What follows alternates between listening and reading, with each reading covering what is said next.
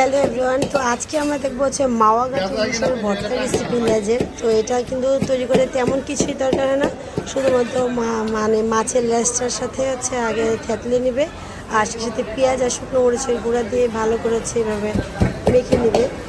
তারপর হচ্ছে মাছ ভাজার যে তেলটা থাকে সেটা হচ্ছে দিয়ে দেবে। খুব সহজে কিন্তু মাওয়া গাছের এই মানে কি বলে ইলিশ মাছের ভর্তাটা তৈরি হয়ে যায়। কাঁটাগুলো পরিষ্কার করে নেবে, আর সেই সাথে দিয়ে দিবে হচ্ছে লবণ। ব্যাস,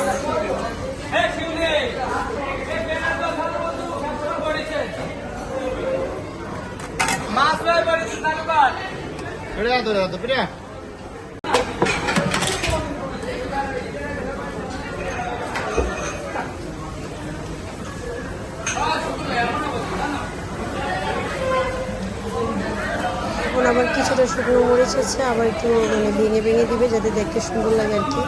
তারপর হচ্ছে এইভাবে হচ্ছে তেলের পরিমাণ একটু বেশি দিবে, তাহলে ভর্তাটা খুব সুন্দর হয়। তো এই তো হচ্ছে মাওয়া গাছের ইলিশের লেজ ভর্তা রেসিপি।